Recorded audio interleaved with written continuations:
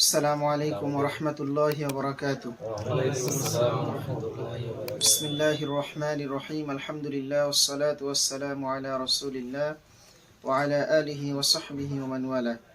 قال الله تعالى إنك لا تهدي من أحببت ولكن الله يهدي من يشاء. প্রশংসা আল্লাহর জন্য, শান্তি বর্তিত হোক প্রিয় নবীর প্রতি সাল্লাল্লাহু আলাইহি ওয়াসাল্লাম। সম্মানিত ভাইরা, আজকে আমরা অত্যন্ত গুরুত্বপূর্ণ একটা বিষয় নিয়ে খুব অল্প সময় আলোচনা করব। আল্লাহ রাসূল সাল্লাল্লাহু আলাইহি সাল্লামের চাচা আবু তালেব, তার জীবনী থেকে আমাদের শিক্ষা নিতে হবে। তার জীবনীর সাথে আমাদের রাসূল সাল্লাল্লাহু আলাইহি সাল্লামের স্মৃতি অঙ্গাঙ্গিভাবে জড়িত ছিল। ছোট থেকে খুব স্নেহ করতেন আমাদের নবীকে। যদিও তিনি ইসলাম ধর্মে দীক্ষিত হন নাই, কিন্তু যে কোনো প্রতিকূল পরিবেশে আল্লাহ রাসূল সাল্লাল্লাহু আলাইহি সাল্লামকে তিনি সাপোর্ট দিয়েছেন, হেল্প করেছেন। চলুন আমরা সেই তার জীবনী জেনে নিই। আল্লাহ রাসূল সাল্লাল্লাহু আলাইহি সাল্লাম আবু তালেব যখন মারা যান, মৃত্যু যখন তার ঘনিয়ে এসেছে, আল্লাহ রাসূল সাল্লাল্লাহু আলাইহি সাল্লাম চেষ্টা করছিলেন তাকে ঈমান আনার জন্য। এমত অবস্থায় মক্কার সেই সমস্ত বড় বড় মুশরিকরা তার পাশে উপস্থিত হয়ে তাকে বাধা দিচ্ছিল। আমরা হাদিসটি জেনে নেব আবু সাঈদ আল মুসাইয়্যিব রাদিয়াল্লাহু তাআলা আনহু থেকে। তিনি তার পিতা থেকে বর্ণনা করছেন যে قال لما حضرت ابا طالب الوفاه، যখন আবু তালেবের মৃত্যু সন্নিকটে হলো, ঘনিয়ে আসলো, জাআহু রাসূলুল্লাহ সাল্লাল্লাহু আলাইহি সাল্লাম, তখন আল্লাহ রাসূল তার নিকটে আসলেন সাল্লাল্লাহু আলাইহি সাল্লাম, চাচার কাছে আসলেন। আমরা জানি যে সে খুব নিকটাত্মীয় চাচা ছিলেন। আল্লাহ রাসূল সাল্লাল্লাহু আলাইহি সাল্লামের বাবার নাম ছিল আব্দুল্লাহ, তার এক চাচার নাম ছিল আবু জাহিল, এক চাচার নাম ছিল আবু তালেব, আর এক চাচার নাম ছিল হামজা রাদিয়াল্লাহু তাআলা।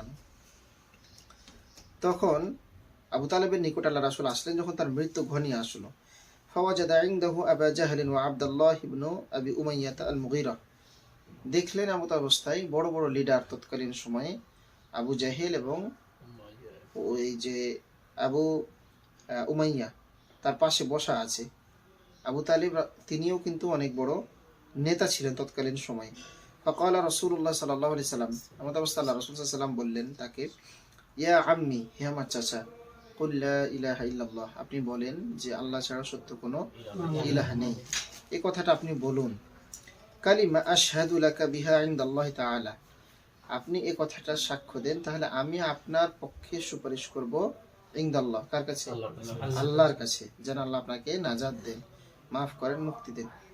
ফাকাল আবু জাহল ওয়া আব্দুল্লাহ ইবনে আবি উমাইয়া, এমত অবস্থায় পাশে যে বসা ছিলেন আবু জাহেল এবং আব্দুল্লাহ ইবনে উমাইয়া, তারা বলে উঠলেন যে ইয়া আবা তালেব, হে আবু তালেব, আতারগাবু আন মিল্লাতি আব্দুল মুত্তালিব, তুমি কি আব্দুল মুত্তালিব, মানে আমাদের পূর্ব যে ধর্ম ছিল সেই ধর্ম থেকে তুমি কি মুহাম্মাদের ধর্মে চলে যাচ্ছ? ওটাতে কি তুমি উৎসাহিত হচ্ছ, বাপ দাদার ধর্ম ছেড়ে দিয়ে?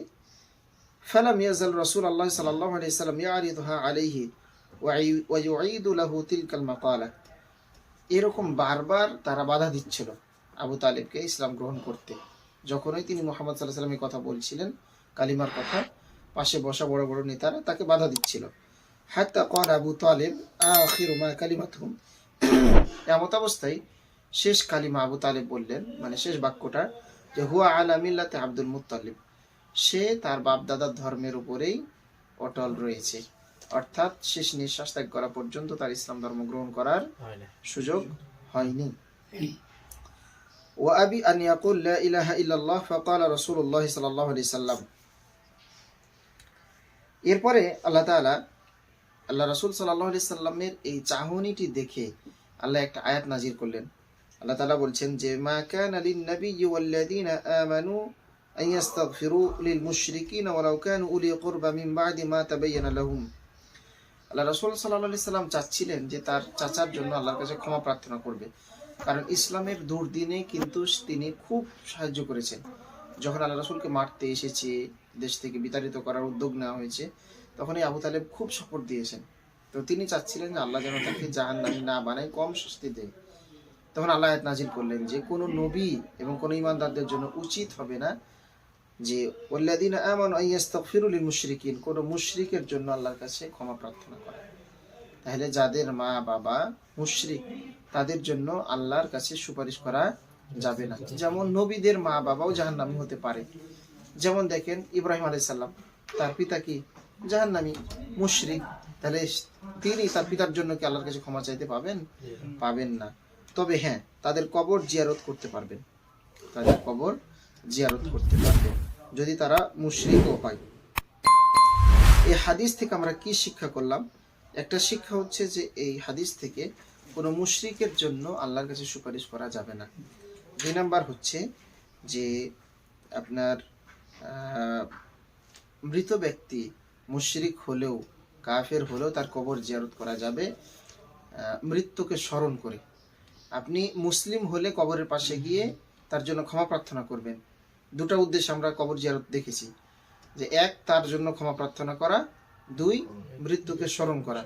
আর অমুসলিম পিতামাতা হলে একটা মাত্র উদ্দেশ্য, সেটা কি মৃত্যুকে স্মরণ করে সেখানে যাওয়া, মৃত্যুকে স্মরণ করে সেখানে যাওয়া। আর একটা হাদিস আমরা দেখব, আবু হুরায়রা রাদিয়াল্লাহু তাআলা আনহু বলছেন যে যারা নবী সাল্লাল্লাহু আলাইহি সাল্লাম কবর উম্মিহি ফাবাকা ওয়া আবকা মিন হাওলিহি, আল্লাহ রাসূল সাল্লাল্লাহু আলাইহি সাল্লাম তার মা বাবার কবরে জিয়ারত করার জন্য আল্লাহর কাছে অনুমতি প্রার্থনা করলেন এবং সেখানে গেলেন, কবর জিয়ারত করলেন। ফাকালা, তিনি বলছেন যে ইস্তাআযানতু রাব্বি ফি আন আস্তাগফিরা লাহা ফালাম ইউযান লি, আমি আল্লাহর কাছে অনুমতি চাইলাম যে হে আল্লাহ, আপনি আমার মা বাবাকে ক্ষমা প্রার্থনা করার অনুমতি দিন, কিন্তু আল্লাহ আমার মা বাবাকে ক্ষমা প্রার্থনা করার অনুমতি দিলেন না। কেননা আমরা দেখেছি আল্লাহ রাসূল সাল্লাল্লাহু আলাইহি সাল্লামের মা বাবা অমুসলিম অবস্থায় মারা গিয়েছেন। তাহলে আগের আয়াতে দেখলাম যে কোনো অমুসলিমের জন্য ক্ষমা প্রার্থনা করা জায়েজ নেই। ওয়াস্তাযানতুহু ফি আন আযুরা কবরাহা, আর আল্লাহ তাআলা আমাকে আদেশ দিলেন যে তার কবর যেন আমরা জিয়ারত করি। এই দুইটা আয়াত এবং হাদিস থেকে আমরা পাই যে মৃত্যুকে স্মরণ করে কবর জিয়ারত করা যাবে। এরপরে যেটা আমরা দেখব যে আল্লাহ রাসূল সাল্লাল্লাহু আলাইহি সাল্লাম তার নিজের নিকটাত্মীয় চাচা তাকে চেয়েছিলেন হেদায়েত করতে, কিন্তু হেদায়েত করতে পারেন নাই। জাহান্নামের সর্বনিম্ন শাস্তি যাকে দেওয়া হবে তিনি হলেন আবু তালেব। আবু তালেব জাহান্নামে সবচেয়ে কম শাস্তি যাকে দেওয়া হবে তিনি হলেন আল্লাহ রাসূল সাল্লাল্লাহু আলাইহি সাল্লামের চাচা আবু তালেব। এই জাহান্নামের জুতার ফিতা বা জুতা পরানো হবে তাকে, এরকম হাদিসে এসেছে। আর আপনি যতই চান, আল্লাহ তাআলা বলছেন ইন্নাকা লা তাহদি মান আহবাবতা, আপনি যাকে ভালোবাসেন চাইলেই তাকে আপনি হেদায়েত করতে পারেন না, কারণ নবীরাই পারেন নাই, নবীরা তাদের ছেলেদেরকে পারেন নাই। যেমন নূহ আলাইহিস সালাম তার ছেলেকে হেদায়েত করতে পারেন নাই, নবী তার পিতাকে হেদায়েত করতে পারেন নাই। যেমন ইব্রাহিম আলাইহিস সালাম তার পিতাকে হেদায়েত করতে পারেন নাই, নবী তার ওয়াইফকে হেদায়েত করতে পারেন নাই। যেমন লূত আলাইহিস সালামের স্ত্রী তাকে হেদায়েত করতে পারেন নাই, লূত আলাইহিস সালাম তার ওয়াইফকে হেদায়েত করতে পারেন নাই। বর্তমানে দেখা যাচ্ছে যে আমাদের মধ্যে আমাদের মা বাবা ভাই বোন ছেলে মেয়ে